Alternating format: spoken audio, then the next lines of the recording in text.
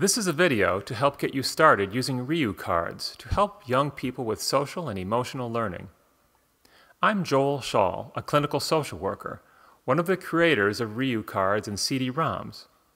Rebecca Claw and I invented the Ryuu world to tap into kids' interest in fantasy and trading cards in order to promote the learning of important skills. I'd like to tell you a little bit about the Ryuu characters and show you some ways to start using the cards. Ryuu is the Japanese word for dragon. The Ryuu are a race of talking dragons living in the land of Ryuu. A unique feature of these dragons is that they evolve into new forms several times in their lives as they acquire social and emotional skills. The main characters in the deck of Ryuu cards are 6 dragons who are having a really hard time learning social skills and evolving. There's Amatar, who desires friends but does not know how to get them. There's Oratar, whose communication with others is very one-sided. There's Empathar, who lacks insight into the thoughts and feelings of other dragons. There's Remota, who isolates herself and feels like a stranger among dragons. There's Emotar, who is troubled by depression and anxiety. There's Explotar, who struggles hard to control his anger. Next, there are invisible dark forces, 17 in all, that try to keep the dragons from evolving. They're called poisons and destructors. An example of one dark force is rigidity. Opposing each of the dark forces is a corresponding light force. These antidotes and builders try to help the dragons to evolve. An example of one light force is flexibility.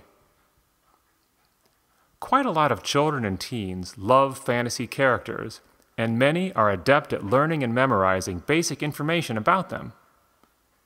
Many of these same kids find it easy and natural to learn the names and characteristics of the Ryuu characters. Here are some suggestions on how you can introduce kids to the Ryuu cards and begin to learn from them together. Start by looking at the dragon cards separately from the force cards. On the floor, or a large table, spread them out in 6 rows, with the Stage 1 dragons at the top and the 3 other stages arranged below. Explain briefly that these are brave dragons who are trying to get over problems. Point out that they are like humans in most ways, except that they fly and breathe fire.